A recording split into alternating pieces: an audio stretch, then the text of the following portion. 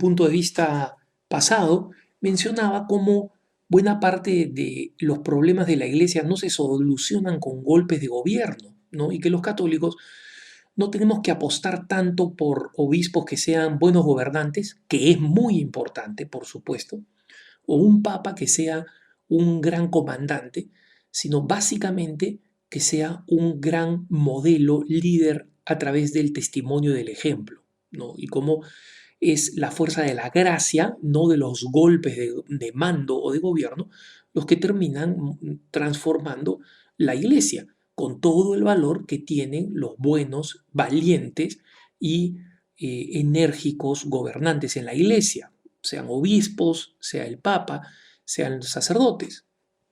Y creo que muchos católicos encuentran un motivo de frustración y algunas veces hasta de escándalo con algunos sacerdotes, y esto es más doloroso todavía cuando se trata de el sacerdote que los atiende regularmente, el sacerdote de la propia parroquia o el líder del propio grupo.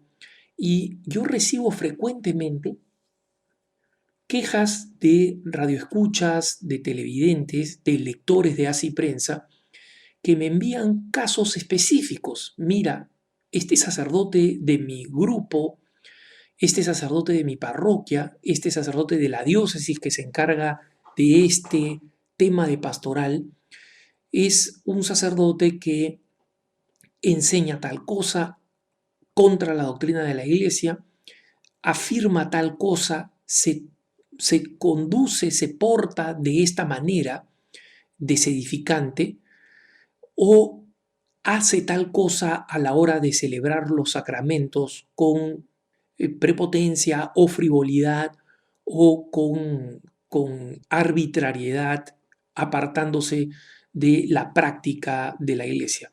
Es importante señalar, hermanos, que nosotros tenemos que, en primer lugar, aprender a corregir a los sacerdotes. Muchas veces las personas me preguntan, Alejandro, ¿qué hacer con este sacerdote? Y en el fondo, cuando me preguntan, no solamente quieren una respuesta, tienen la esperanza de que de alguna forma yo conozco algún camino mágico para cambiar a ese sacerdote específico, digo, hacerlo cambiar o que lo cambien, ¿no? Y no lo tengo. Yo no tengo ninguna varita mágica, no tengo ningún contacto, no tengo ningún poder, no soy asesor personal de los obispos ni del papa, mucho menos, y no tengo la capacidad de decir, ¿sabes qué? Destituyan a este sacerdote o háganle una amonestación fuerte. No, no, no la tengo. Esto lo digo para que quienes me comparten estos problemas y en el fondo quisieran que de alguna forma externa estos problemas se resuelvan, comprendan que no solamente no tengo ninguna potestad, sino que está mal esperar eso. Nosotros tenemos que comprender que nos toca corregir a nuestros propios sacerdotes. Y el hecho de corregir a los sacerdotes no es fácil. No lo digo porque muchas veces nosotros sufrimos de cierto clericalismo, ¿no?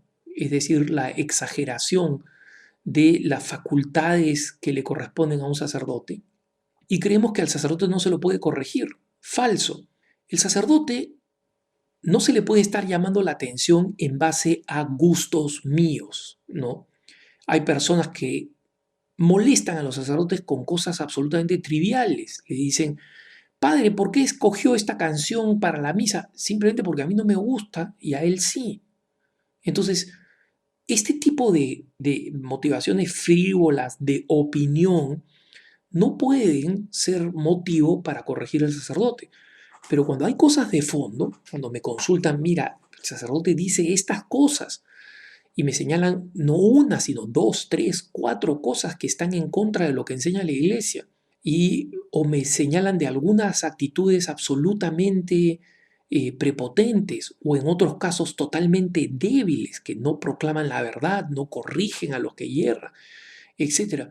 O cuando me hablan de abusos litúrgicos de sacerdotes que no es que un día se les ocurrió hacer esta cosa que está mal litúrgicamente, sino que constante y sistemáticamente abusan de la liturgia. Entonces, estos sacerdotes son precisamente sacerdotes que tienen que ser corregidos. Pero la pregunta es cómo. Y hay que comprender que los sacerdotes son humanos y que así como la mayoría de las personas no toman bien las correcciones, es posible que la mayoría de sacerdotes caigan también dentro de este rubro. Y en nuestra vida cotidiana, ¿quiénes son las personas que acogen la corrección? Son personas o muy virtuosas, que tienen una gran humildad y tienen un gran conocimiento de sí mismos y en consecuencia no tienen ningún problema con que se les diga, mira, esto creo que está mal, puedes corregir esto, ¿qué piensas de esto? Y no solamente no lo reprochan, sino lo agradecen. Esas personas son como deberíamos ser todos los católicos, pero lamentablemente no son la mayoría. La mayoría de personas que terminan aceptando una corrección es porque la reciben en un buen contexto. Y esa es la palabra clave, el contexto. ¿Cómo se dice? ¿En qué situación se dice?